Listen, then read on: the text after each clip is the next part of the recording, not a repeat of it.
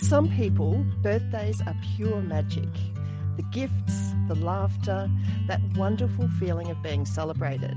But for many of us, birthdays can actually stir up some complicated emotions. There's the pressure to feel happy, the disappointment when the day doesn't quite match what we hoped for, or sometimes even loneliness if we feel forgotten. Maybe you've had a birthday that didn't feel quite right, or one that didn't live up to your expectations or what you'd imagined it would be. Or maybe you have a birthday coming up and instead of feeling excited, you're finding it hard to even think about, hard to plan for. Maybe you're even hoping it'll just pass by quietly. Well, that's exactly where today's guest comes in, and I think you're going to love this conversation. I'm Sue West. Welcome to Flourish After 50. Tamar Hurwitz Fleming is the author of How to Have a Happy Birthday, and she spent time really exploring how we can turn our birthdays into meaningful milestones, no matter what our circumstances are. Her book looks at the psychology behind why some of us dread our birthdays and why others love them. But most helpfully, she offers practical ideas for making the day truly fulfilling on your terms. Now, I'll be honest, when I first picked up this book, I wasn't sure what to expect, but it genuinely shifted how I think about birthdays. And I've heard from others, and some of those stories we're going to talk about today, who have had similar experiences. So I'm really excited to share some of those insights with you as we explore how Tamara's approach can help transform the way we think about our special days. Tamar, welcome to the show. It's wonderful to have you here to share your insights. Thank you, Sue. I'm delighted to be here with you today. Let's start with why birthdays matter so much and what led you to devote a whole book to this topic. Well, let's think about it. Our birthday is the day we were born, and I can think of nothing more special or meaningful than the day our life began. So when our birthday rolls around every year, it gives us an opportunity to press the pause button on the rest of life, to put ourselves into the center of our life, and to celebrate our existence, our being, because we're all miracles and we all deserve to be celebrated. And the birthday gives us one day a year. It gives it to all of us to celebrate that day. And the reason I devoted an entire book to this topic is because, first off, there was no other book like it out there. And based on some experiences that I had that I can tell you about, personal and also with other people, I realized, oh my goodness, a lot of people don't like their birthdays. They don't know how to celebrate themselves. They want to avoid the day, or they get the birthday blues. They have birthday anxiety. And it's actually a difficult experience for them. So I realized there was need to create a self-help book around this very topic. And I'm delighted to be the one to have brought that into the world and to share it with people and to find out that it actually has been helping people transform their birthday experience from one of avoidance into one of celebration and joy. You mentioned your own birthday experiences. Can you tell us a little bit more about that? Yeah. So growing up, actually, I can remember back to my third birthday. I remember the taste of the cake. I remember my emotions. And as I think about the birthdays that I had growing up, some were happy, some were sad, some were heartbreaking. But it all culminated really for me, for the worst birthday I'd ever had was when I turned 18. I write about this early on in the book. It was my first year away from home. I'm the baby of the family. There's 4 children. First year, university. And it was my 18th birthday, which is a milestone birthday. And I woke up that day and I didn't have any plans except to receive all the calls that were going to come from my family wishing me a happy birthday. Those were my birthday plans. Well, the calls never came. My entire family forgot my birthday and did not call me. And I was devastated. It was such a bad experience for me. It unfortunately reinforced negative images I had about myself, that I wasn't lovable, I wasn't important, I wasn't memorable. And it was a very difficult birthday, which I spent pretty much waiting for the phone to ring. 2 years later, though, I was turning 20, another milestone birthday, and I was spending my junior year abroad living in France. And I woke up that day, I still didn't have plans, but I understood that I was on my own. No one was around, and it was up to me to have the day I wanted. And so I took the day off class. I walked through town. I bought myself a fancy bottle of French perfume that I couldn't afford on my student budget, but I bought it anyway. And then later on, I had some friends, student friends over for cake. And I ended up having the best birthday of my life up until that point because I took charge of the day And I made it what I wanted to be. I wasn't sitting passively waiting for the phone to ring. I wasn't outsourcing my joy to other people to celebrate me the way that really I could only do myself. So that was a real shift for me. And then from that moment on, from the time I turned 20, the light bulb went off. And I said, aha, a happy birthday is up to me. It's not up to me to be expecting others to do it for me. It's up to me to do it for myself. And then following year after year, I started paying attention to the birthday energies it built, to my birthday experiences that happened. And then I started becoming more aware of what worked, what didn't. And that became a lot of material from my book that didn't occur to me to write for many, many years. But something did happen about 15 years ago that did encourage me to write this book. Are you able to share a little bit more about that? It was about 15 years ago. I'd had a relatively new friend in my life, and I knew his birthday was coming. And I said, "What are you doing for your birthday?" And he said, "I don't like my birthday." And I thought, okay, well, he's one of many people that don't, but maybe whatever. And his birthday came, and I brought him a big pink box of donuts. Happy birthday, because everybody wants to be celebrated on their birthday. Well, not him. He got really upset with me. He banged his hand on the table and said, "I told you I don't like my birthdays." And he meant it. And I was so surprised because I thought maybe it was just that nobody made enough of a big deal. People didn't remember. So I was really showing up to honor him and to celebrate him. And I knew he liked donuts. But you know what? I walked away with the donuts in hand, really perplexed. I felt bad because he really was angry at me. But it made me think, something's up here. Something's up here. And I started to think about my own birthday experiences and the stories I'd heard from other people. And I realized, okay, I think we need to write a self-help book here about how to have a happy birthday, but also to explore why we don't like our birthdays. There are a lot of reasons why we don't like our birthdays and why we try and avoid them at all costs when we can. Thank you for sharing that story. And in preparing for this interview, and obviously reading the book, I've been reflecting a lot about birthday experiences in my life as well. And I had a similar experience with a colleague who told me that she didn't want to celebrate her birthday. And I just thought, oh, she's underplaying it. And, I'm going to I can make this better for her. And I planned something, and like you, it went really flat. And it was clear to me that this was a much, much deeper issue for her that was actually associated with trauma that meant that she didn't want to celebrate her birthday and put herself out there. I'd have to say I'm not one of those people who's had that struggle. And I've been reflecting as a result of reading the book about why that's the case. And I think it's because in my family, and we know these adult birthday experiences are imbued with all sorts of things from our early life experiences. My family really celebrated birthdays in the sense of having family around. My grandparents would all come and spend time with us on our actual birthday. We had lots of birthday parties with friends coming around to celebrate. And we were celebrated, I guess, is the important message from, we were really celebrated by our parents. So I have carried that forward in my life in terms of believing that birthdays matter and that they should be celebrated. And a funny thing has happened over time where I've given myself an excuse to celebrate my birthday a lot. So I read somewhere once a long time ago that Leos like to claim space and celebrate themselves and their lives, and I'm a Leo, and I'm actually not a huge believer in astrology, but I somehow have claimed this part and decided that that was enough of a reason to give me permission to celebrate my birthday. So I would say, I'm a Leo, it's, July and it's my birthday month and we should start celebrating now. And I would remind people, when I say people, I mean my partner and sometimes my children, that my birthday's coming, and really gave myself permission. I chose to take the day off work. I would often buy myself a present, and yes, I do at Christmas time as well. And so really own it and celebrate it. So then it was a real surprise to me as I was approaching my 60th birthday that I didn't feel the same way. And I know from talking to friends and other people in my life that those big milestone birthdays, especially for women over 50, can take on a different feel.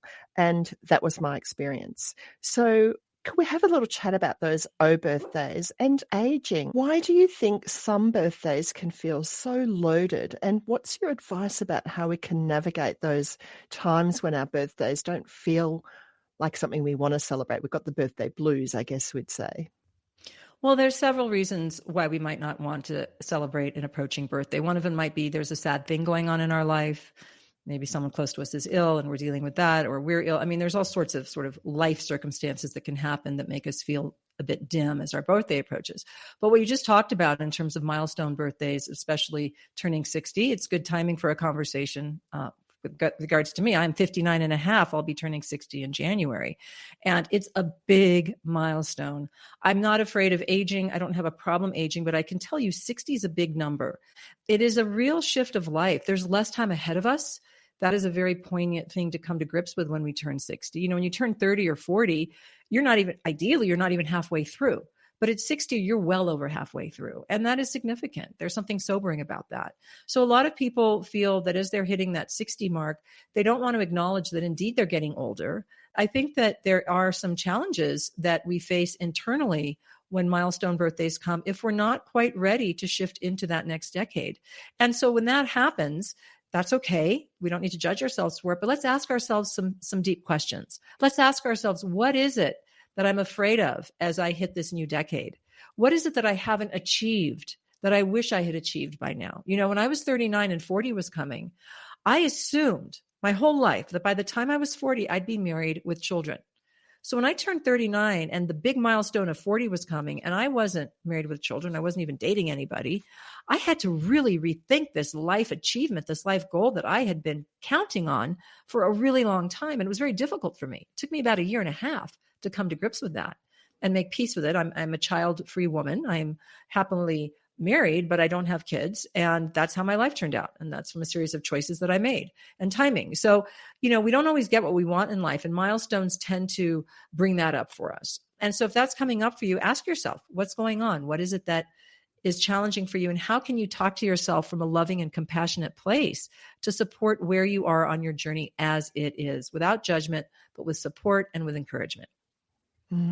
I think that's exactly the process that I went through to manage for myself in terms of celebrating my and managing to celebrate my 60th birthday. How are you applying that to you, and where are you in the process at the moment for approaching my 60th? Yeah, well, I didn't know what I wanted to do. And I'm a big believer that you've got to plan for your birthday as if it's a major holiday. And I believe with milestones, it's a great opportunity to do something big and lavish if you so choose. And so I've decided that I'm going to go to India for 10 weeks in January. My husband and I are going to take a 10-week trip to India. I'm going to turn 60 in New Delhi. And and I'm really excited about that. And so that feels, because I feel like for my 60s, I want the 60s to be a decade of adventure. My husband and I now have the freedom and the ability to go travel like we had never have before. So I want to dive into that. And so I'm kicking off my 60s with a very exotic, intense trip to symbolize what I hope I get more of in my 60s. But there's no guarantee that we get another day of life. And I think this is part of what's happening for me as I'm turning 60 is I'm confronting my mortality. Now more than ever, I am aware that there is an hourglass with sand in it that is going to run out one day. I don't know when. I hope I've got decades ahead, but I don't know. But, you know, am I going to want to take a 10-week trip to India when I'm turning 70 or 80? I don't know. I don't think so. I can't count on that. So I need to grab my life by the horns now and do what I want to do now. And that's what turning 60 is doing for me. It's turning up the volume on the intensity I feel to live the life I want to live on my own terms to the best of my ability with whatever I've got.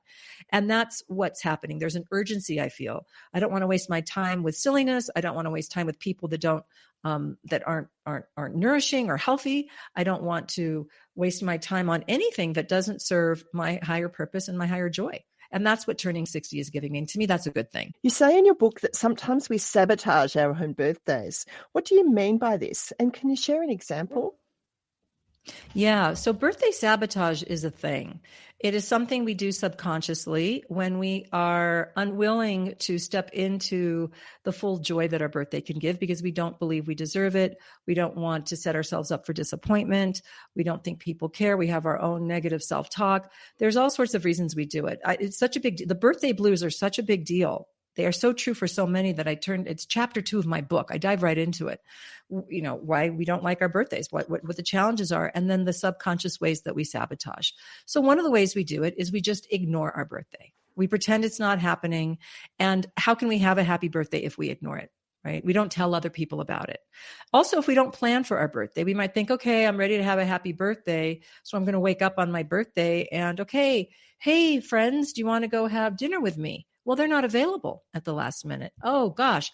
Hey, I'd like to go get a massage. Well, all the appointments are booked. Oh, gosh. Hey, I want to go have a meal at my favorite restaurant. Oh, no reservations available. So you've subconsciously sabotaged a successful birthday because you didn't plan in advance. So planning is key. Another way that we subconsciously sabotage our birthday, and this is an interesting one that I've noticed within myself and also other people, is that, and I'm birthday positive. I love my birthdays. And still in all, I feel my emotions brewing. I feel my energy being more sensitive. Anything that hurts my feelings more in the days leading up to my birthday. What I've noticed is that it's a very effective way to bring your energy down and to sabotage your birthday is to pick a fight with someone close to you in the day or two leading up to your birthday. It's actually, you're laughing. Okay. I want to hear about that. In your book, and I thought it sort of, there was a ring of truth in that for me about the times when we can feel our most sensitive or there's something coming that we're a little bit unsure about is absolutely a time when we should avoid conflict. Yes. Yeah, we're vulnerable. We're vulnerable as our birthday approaches. And so I've noticed that sometimes it's like, you have your normal day-to-day conversations, let's say with your partner or your friend or your colleague, and then maybe they say something. And instead of letting it go, you pick at it, you dive into it, and you make it into something. And then you get into a fight, brings your energy down just in time for your birthday so that it's like, see, I can't have a happy birthday. My birthday's not happy. I just got in a fight. So those are the ways that we keep the birthday joy dim because we're so vulnerable to it. We don't even want to open ourselves up and get disappointed. So we make sure that we can't even open up to it. That's the subconscious part. That's the self-sabotage part. And I have compassion for all of us that have done it. I have done it myself. And we don't need to do that. We can just acknowledge my birthday is coming. My skin is becoming thinner. I'm becoming more vulnerable, more sensitive. That's okay. That's part of this process. Let me protect my spirit. Let me protect my emotions. Let me be conscientious. This year, my birthday's in January. So tax season in the United States begins. And my husband wanted to discuss taxes the day before my birthday. And I was ready collecting items from my birthday altar and getting excited. And there's nothing fraught about discussing taxes, but it's boring and it's cumbersome. And I normally I would have said, okay. But whoa, it was my birthday was coming. So I time out. Can we talk about this in a few days? And he said, yeah, there was no urgency to it. It wasn't an urgent matter, but it took consciousness on my part to put up a boundary just at that time of year on behalf of me. Because normally I'm a team player and I work with, my husband and we make, we're partners and this is what you do. You show up for each other. But on my birthday, I needed to put up those boundaries and say, let's put that off. So that's the kind of awareness I'm asking people to bring to their own birthdays. I really liked in the book the way you shift from talking about the things that get in the way of people celebrating their birthday and claiming it as the special day that you've just described to saying, the power is yours. You write, we can compassionately say hello to the fear and disappointment and then say no more. You describe this as an opportunity to claim birthdays as personally empowering milestones, just in the way that you've described there. So what are some of the other first steps someone could take to make their celebration more meaningful to them? Well, first off, it's the decision that you're ready to have a happier birthday, that you're ready to practice having a happier birthday. And so if you're ready to do that, that's good. That's the perfect first step. And start to think of it like it's a major holiday, because it is. Start thinking at least 4 to 6 weeks before your birthday arrives what you would like to do. Start sketching it out, let the idea come. And when it comes, go ahead and make that happen. Take the day off of work. right? Ask well enough in advance so that you can get the day off of work or from your other normal responsibilities to carve the day out for yourself. And really ask yourself, what would bring me joy? What would bring me delight? Who do I want to share my birthday with? Do I want it to be a solo birthday? Do I want it to be a little road trip? Or do I want to buy myself a gift? Do I want to have friends over? Do I want to go out? I mean, there's so many things we can do on our birthday. But when we give ourselves permission to put ourselves in the center of our life, just that one day a year, to ask what would delight us, that is a very powerful question to ask. And it's even more powerful to take action on it and make it come true. Because when we put ourselves in our lives one day a year, especially as women who are typically people pleasers and caretakers and always thinking of other people, it can be very difficult for us to think about, well, what about me? And sometimes women in particular feel like they're being narcissistic and self-centered and selfish. These are all like 4-letter words. How dare I be centered in my own self? How dare I think of myself? Well, I'm here to say, on your birthday, you have permission to put yourself in the center of your life so that you can experience what it means to be centered in self, to celebrate self, to have gratitude for who you are in yourself. Yes, I read in your book, you say, I deserve to be happy, I deserve to receive love, and I deserve to celebrate my big day, which I really enjoy. Yeah. Your book's full of beautiful ideas, and I just want to share some of the ones that really resonated with me. And the first one was thinking of your birthday as your own New Year's Eve. Can you say a little bit more about that? Yeah, your birthday is your own, it's your personal New Year. You know, when you turned 60, that was the beginning of your entering your 61st year. I mean, that was your personal New Year. So there's something very sacred about that. It's very personal. It's not about the rest of the world. It's not about changing the calendars and the clocks and all of that. It's time for you to consider what it is that you would like to manifest for the coming year. You know, we think of January 1st as the new year, and we all get those gym memberships that go out the window about 2 weeks later, and all these resolutions that don't really come to much. But on your birthday, it's time for a different type of thoughtfulness. Ask yourself if you are truly living the life you want to be living. And if you are, great. And if you are not, what changes can you make in the coming year, just the coming year, to get closer to that ideal that you have in your mind of how you would like to be and what kind of life you would like to be living? I'm not talking about the 5-year plan or the 10-year plan. I'm talking about just in the coming year. Everybody has small actions that they can take that help them get more into alignment with the life that they would like to be living. It's not always easy, but it's possible. And so using your birthday as a personal new year and as a launching point to take stock of the life you're living so that you can have what you want in life, so that you can get closer to what you want and get more into alignment with your true self. That to me is the power of what a birthday can bring. Yes, and I think when I described the challenge I faced when I was looking at my 60th birthday, some of it was that kind of internalized ageism, and some of it was a little bit of dissatisfaction with how I was living. So that idea of the reset, the what's next on my terms was really important to me. Is there any advice that you have for those of us, I'm putting myself in the same category and it's just not true for me, but is there any advice that you have for people who prefer to keep their birthday low key or they don't want a traditional party? Yeah. So the good news is that you get to do whatever you want on your birthday. Some people really don't like attention. It makes them very uncomfortable. So for them, a more intimate birthday experience might be better for them than a big old party with a bunch of people. I know somebody who just likes to go hiking on their own by themselves on their birthday. They want a solo date. That's how they celebrate and put their day front and center for them. So really, it's whatever you want to do. Don't feel pressured that you have to do anything because somebody else wants you to do that. It's your birthday. You get to do what you want to do, but be honest about it. I don't want you to say, oh, no, I don't want birthday cake. I don't want people singing to me, because subconsciously it's a way for you to sabotage the attention and the love that people want to give you on your birthday. People want to give you love and good energy on your birthday. It's a thing. Go tell a stranger when you go get your coffee in the morning, go ahead and tell the person behind the counter it's your birthday. They will light up for you and they'll say happy birthday. And they're going to be happy you told them. Because it's like a moment of positive energy they want to give you, because we all have a birthday and we all know how special it is and can be when it rolls around. And so for those of you that truly enjoy your birthdays, but you enjoy doing it your way, that's great. Do whatever you want for yourself, but don't be a martyr. Don't murder yourself and say, no, I don't need a party. I don't need cake. I don't need presents, when really deeply you do, because you're afraid to ask for it. You're afraid you won't get it. And so you're protecting your expectations by just keeping it away to begin with. Yeah, that's really, really good advice.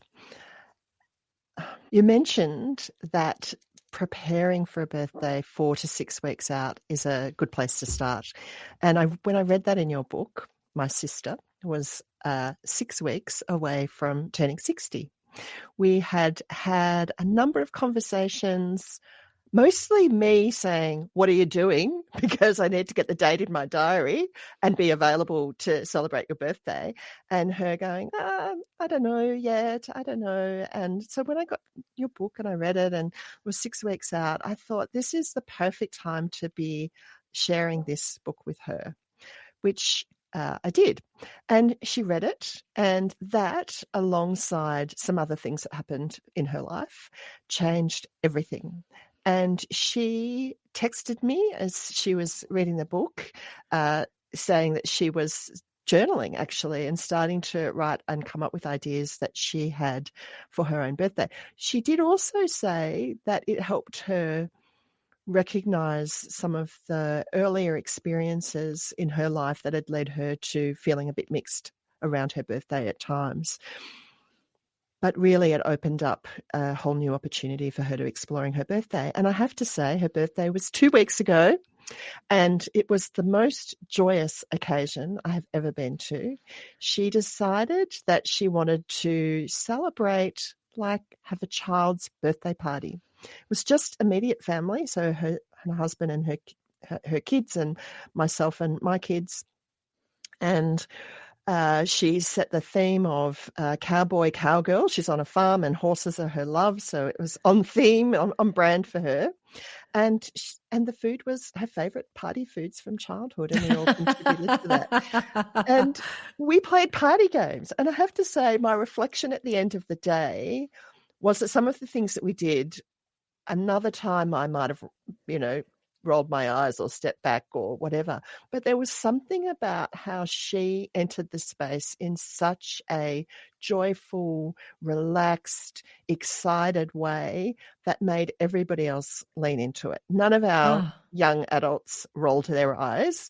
All of them participated, and we all had this incredible time together. It will probably go down as one of the most memorable birthday parties I've ever been involved in. Oh, my goodness. So that's thanks to you, and thanks to her for being the kind of person she is, to take the time out to reflect and recreate an experience for herself.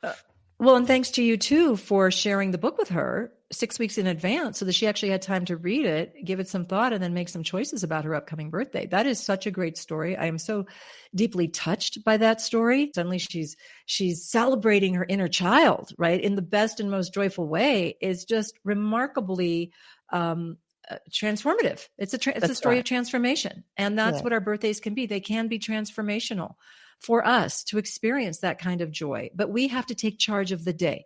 We can't be waiting passively for others to do it for us. People can't read our mind. People can't do the work for us. We have to show up, take charge, create what we want, and then invite others to participate. And it sounds like that's exactly what your sister did. And I love that story. It's going to go into my memory bank to be pulled out at future times. Your book has lots of stories in it as well. And it made me think, because I knew I wanted to share my sister's story with you, you must get told birthday stories all the time. What's one that really stands out for you that you've enjoyed hearing about? I just heard one recently on another podcast. A woman, the podcast host was turning 40, and she threw herself a party all about her. And so she wanted everybody to dress in the decade where they first met her. So if they met her in the 1980s, they dressed in the 1980s. If they met, so that she had, clever. Isn't that great? I like that. Right. And she had costume changes throughout the party, right? Based on the decades. And then she also had a trivia games all about her. Right. So how well do you know me? It sounded so over the top fabulous in terms of the creativity and the delight that went into it. And everybody had a good time. It was that type of creativity and play and indulgence, right? All about me is exactly what a birthday gives us permission to do. Why not? We get to do it.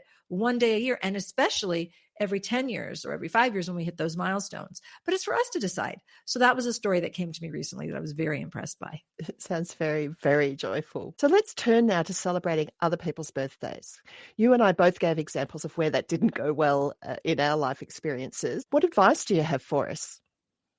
Well, you role modeled something really good when you talked to your sister and you said, what are you doing for your birthday? So that simple question, hey, your birthday's coming up. It's a big one, or not. What are your plans?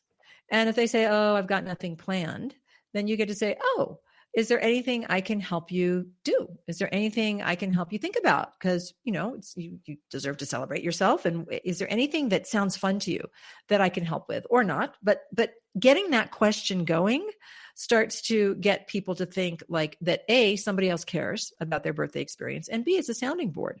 So like, I was thinking this or that. My sister's birthday is this Friday.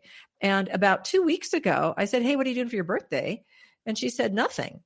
And I'm just like, come on, you've read my book. You can't give me that answer. I didn't say that to her, but that's what I was thinking. How dare you say nothing? Of the author of the book about how to have a happy birthday. That's not the right answer. Nothing.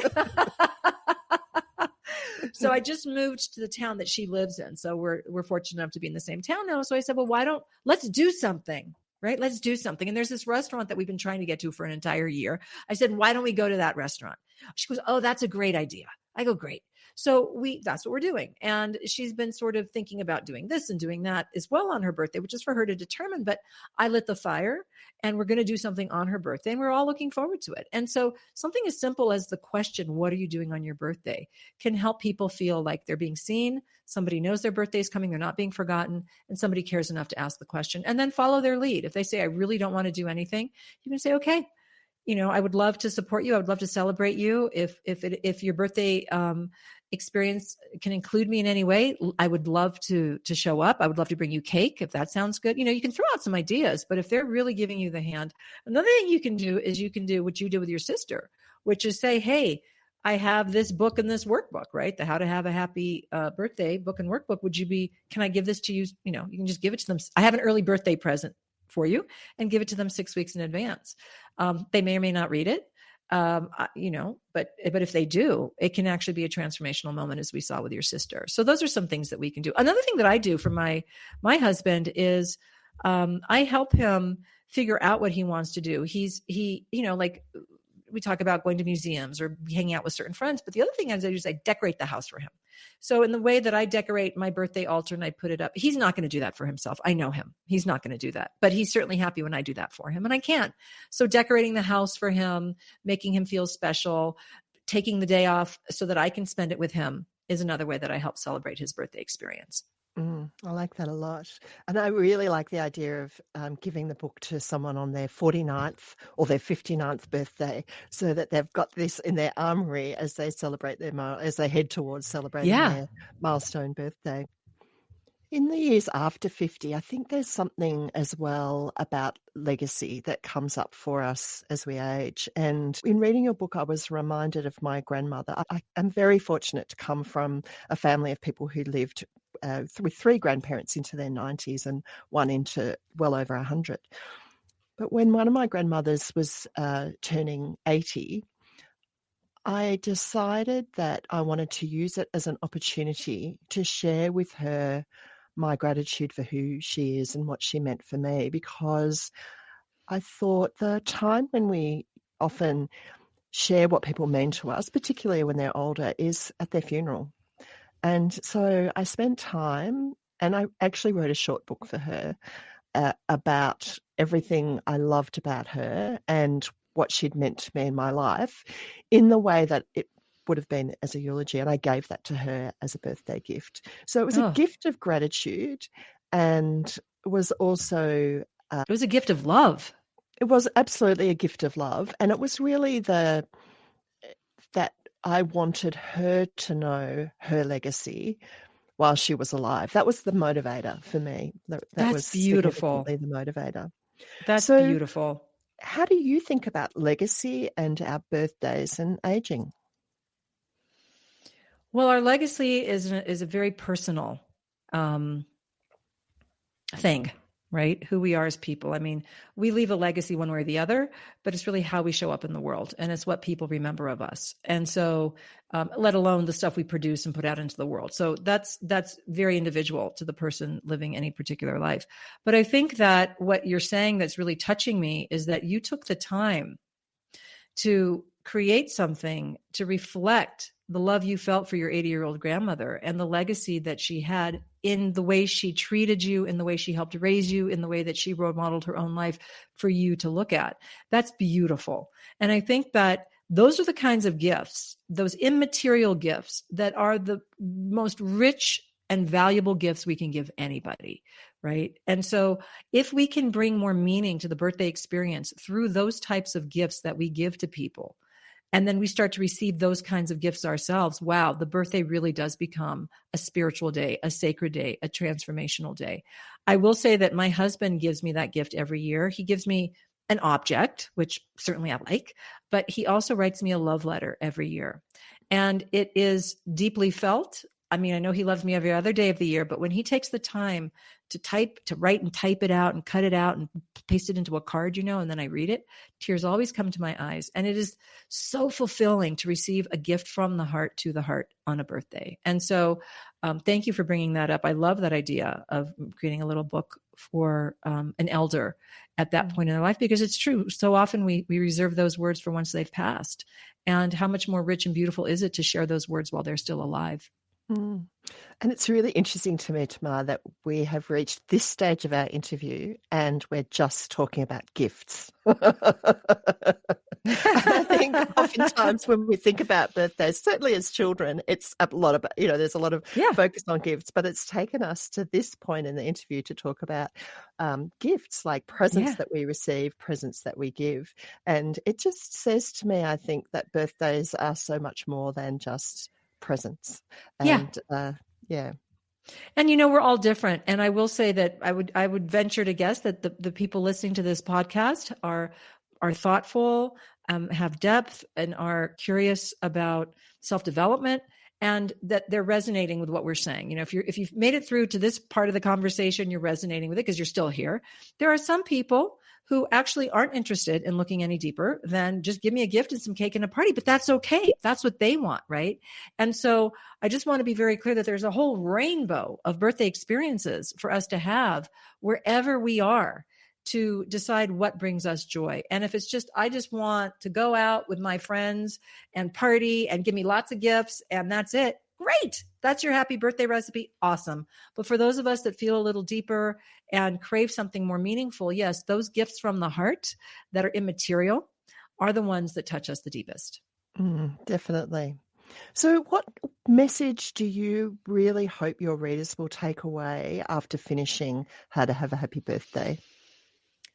I really want readers to understand that their birthday is sacred and that they deserve to put themselves in the center of their lives one day a year, to celebrate themselves, to offer gratitude for themselves, and to be open to the magical love that is there for them on our birthdays. And so to realize that there actually is magic and power and beauty, that whatever it is you want to make of your birthday, you can, but it's up to you to take charge of the day, make it be what you want, and then delight in the gifts that come in ways that are expected and not when your birthday actually happens. That really is what I got out of the book. So I appreciate the message landed, I guess, is what I want to say.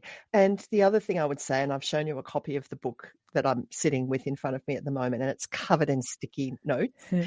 And what stood out for me from the book was this whole series of words that were repeated through the book: joy, fun, meaning, special, fulfillment. That this is the sort of core message of your book that really landed with me. And I really thank you for the book as a contribution to the world. I think it's a really important one. And as I said, I've already given a copy to my sister. And for any friends listening, watch out. Yours will be in the email as well. So in wrapping up today, I like to ask this one question, which is, whether there is one thing you would like to change about how society sees women over 50.